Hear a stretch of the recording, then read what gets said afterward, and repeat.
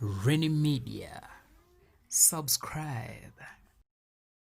Omukulu ono amanyiddwa nga Joel Ssenyonyi nga ono nno ye mwogezi w'ekisinde kya People Power kyaddaaki asazeewo n'abeera ng'ate alaga machuwa nga Maama Joani ezziroobwe ku ffaamu y'amajanja bw'atera okuba nga akyogera n'asalawo bw'atyo n'agonnomalako omwagalwa we ekirabo ekisinga okuba eky'omuwendo era nga buli mukyala ali eyo kye yeegomba okuba ng'afunako mu bulamu bw'ensi eno anti munnange ly'essanyu lya buli mukyala. Yes, nzikiriza nkubuuzeeko mukwano gwaffe gwe yeekumidde ku mukutu Reni Media okola ky'amaanyi nnyo okuba ng'otwekumiddeko ate era eyo nsonga nkulu nnyo.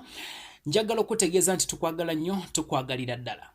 Mu kaseera ka lockdown kano mwe tuli ate munnange abantu bangi bakeevumye, abalala ne bavayo ne bagamba nti bintu bingi byekagootaanyiza, bintu bingi byekasiraanyiza naddala nga ebya business era nga bangi bakeevumye. Naye ate ku sayidi y'omukwano abo abaali balina enteekateeka ez'okuba nga bafumbiriganwa mu kaseera kano, omukulembeze w'eggwanga yavayo n'agamba nti oyo yenna n'ayeetaaga okuba nga ate awasa oba ng'afumbirwa kijja kukolebwa mu ngeri eri scientific era nga embaga yonna enaabawo mu kaseera kano ejja kuba yettanirwako abantu batono nnyo ddala bakubalira ku mikono okuba ng'ate ensi yeetangira ekirwadde kya COVID-19.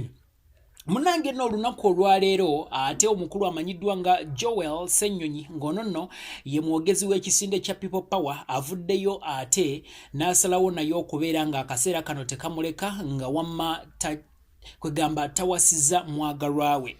Kinajjukirwa nti omukulu ono yali musomi w'amawulire ku terefayina emu mu ggwanga naye olw'okuba nti kwegamba muntu muyigirivu ate era muyigirize ng'ate era musajja amanyi okwogera obulungi asengeka enjogera ye bw'ati ate omukulembeze w'ekisinde ekya People Power amanyiddwa nga His Excellence Bobi oba muyite Robert Kyagulanyi Ssentamu yasalawo okubeera ng'amulonda afuuke omwogezi we oba omwogezi w'ekisinde ekya People Power. Omukulu ono Joel Ssenyonyi ate no munnange yavuddeyo olunaku olwaleero n'abeera nga awasa mwana munne bw'atyo n'agamba nti akaseera kano naye tekajja kubanga kamuleka waggulu kabeere ng'ate ensonga zino azituusa ku nnyoge. Wamma kinajjukirwa nti emabega kaawo omukulu ono yavayo n'alangirira nga bwe yali embeerera.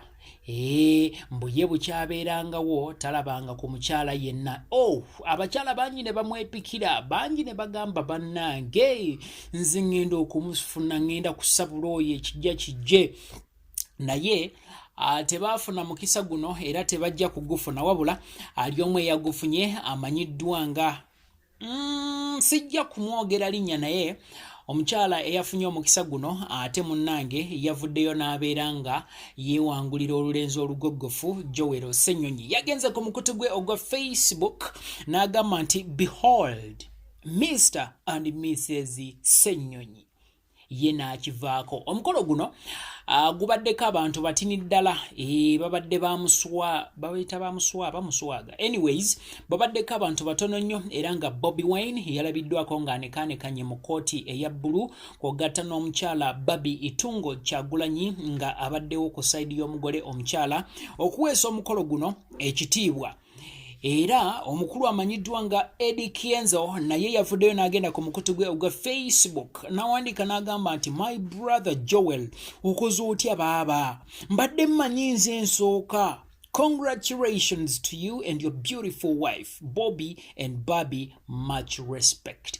Bw'atyo Eddie Kienzo bwe yagenze n'okuba nga ayozayoza omukulu Joel Ssenyonyi. So ate ago ge gava mu nkambi ya People Power ku sayidi eyo katulinde ate munnange n'amalala aganaabagaveeyo tujja kugabategeeza naye nga agaliwo gassanyu nti omukulu Joel Ssenyonyi amaze okuba ng'ensonga zino azitereereza ddala era kati olugalo yalutaddeko akaweta. Miss Reni naye gy'ali yeesibe ebbiri kuba ssaawa yonna. Reni Rogers be my name and right about now I sign out.